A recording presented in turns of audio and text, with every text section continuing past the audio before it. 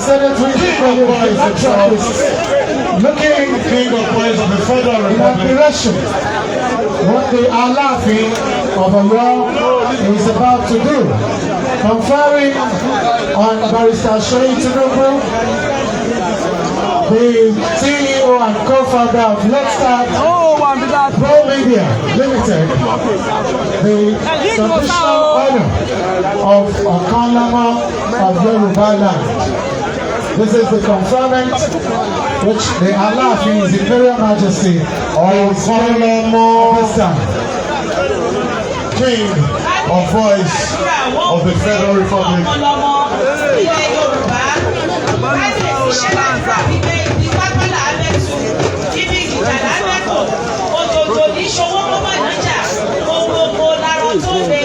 Ọ̀kanlọ́mọ Bárìsà Olúṣèyí Olúwalóṣèyí Tinubu ó ṣejú alára ṣe tójú àjèrò ṣe bẹ́ẹ̀ náà láti fi ṣe ìwúrà báyẹ̀yẹ olùmọ̀wúre fún ọ̀kanlọ́mọ ilẹ̀ gbogbo Yorùbá.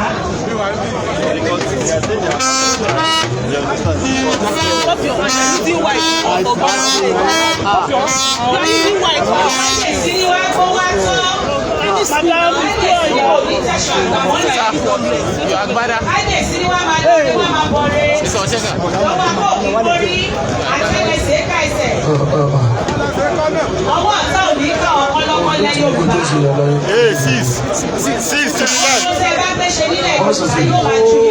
Please, can you move a little bit to the left? Your left, please.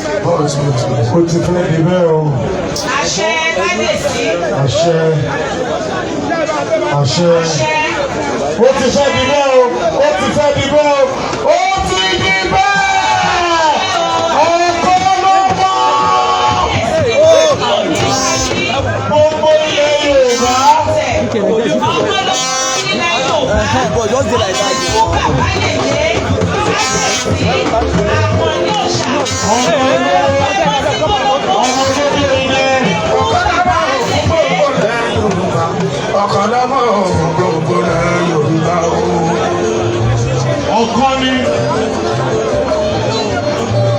Ọ̀kọ́ni Aláàfin ọ̀wọ́ wà lè lọ́wọ́ fi jẹ́ Ọ̀kọ́lámọ̀ òfin gbogbo rẹ̀ Yorùbá.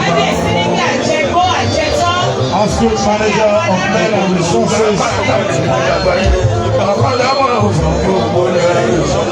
Probably the biggest out-of-home advertiser in Africa.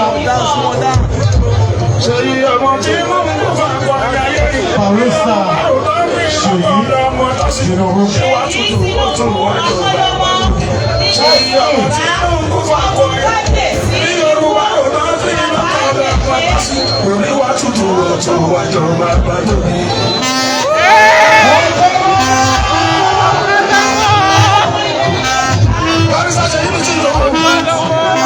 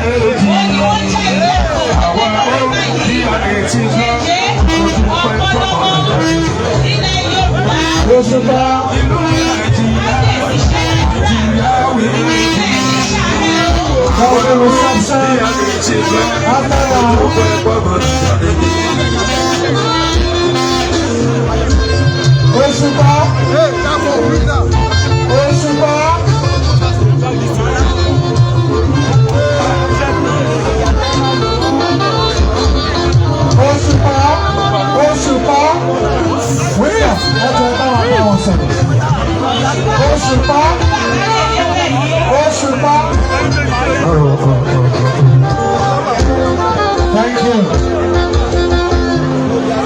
King Sunny Ade is already be at the reception ground at Olivet Primary School, and all of you are invited to watch King Sunny Ade perform at the reception. Please can you hold on? Olivet Baptist High School. Olivet Baptist High School. That is where the reception is taking place, and all of you are invited. King Sunny Ade is already there and holding for us. So if you intend to watch the proceedings of the reception, you are all invited. Thank you very much. Please subscribe to Face TV Africa and turn the notification on. Face TV Africa, subscribe, Face TV was Swoby.